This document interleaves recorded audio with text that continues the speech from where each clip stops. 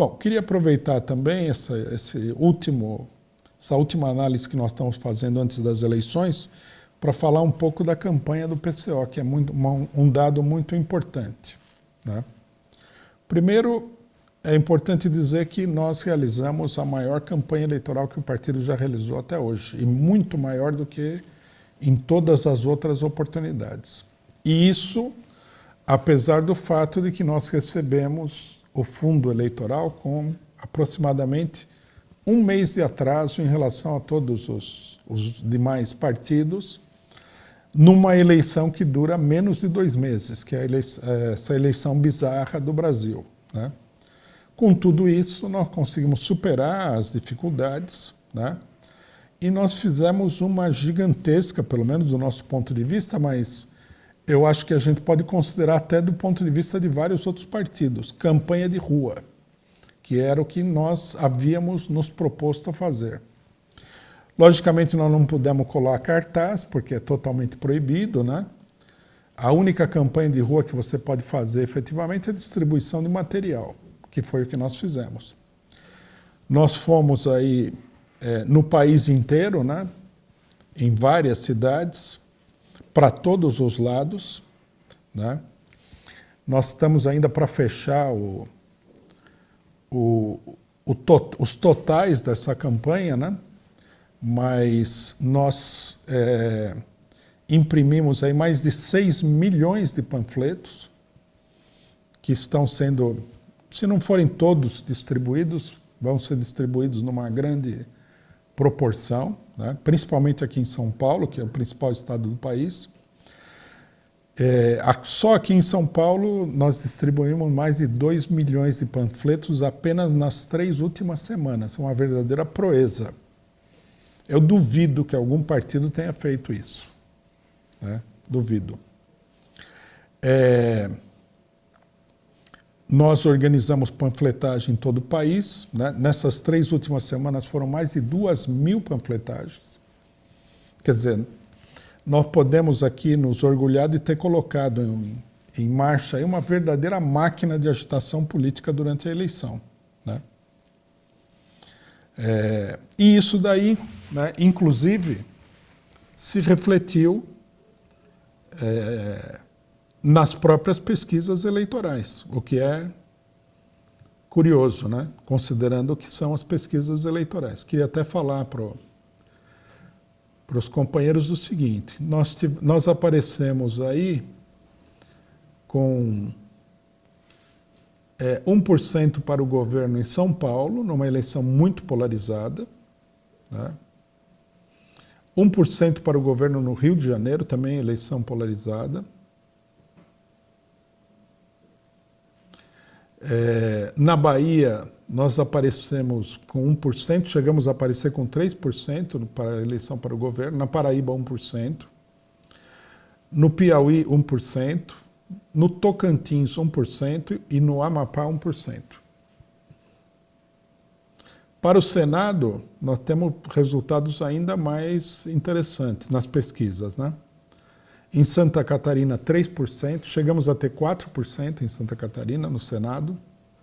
No Paraná, 1%. Em São Paulo, tanto o Datafolha como o IPEC deram 3% para a nossa candidatura ao Senado. Só para que o pessoal tenha uma ideia, né, do que isso significa. Veja bem que nós estamos com... a nossa experiência com as pesquisas é o seguinte: no começo da eleição, muitos candidatos aparecem com 1%. Aí vem a campanha eleitoral, né? E o pessoal todo começa a aparecer no final da eleição com 0%. Aqui nós estamos aparecendo com 3% em São Paulo, nas 2 principais e as mais manipuladoras pesquisas, com 3%. 3% em São Paulo é coisa de 700 mil votos, né? Não é estranho. Para mim, né, e para os dirigentes do PCO, não é estranho, porque a nossa campanha foi muito grande. Então, logicamente, isso deveria aparecer em algum lugar. Em Minas Gerais, nós aparecemos com 1%, em Goiás com 2%, no Distrito Federal com 1%, na Bahia com 3%, chegou a ser 4%, em Pernambuco 1%. Se o PCO tivesse todo esse voto, né? Vamos ver o que acontece na hora H.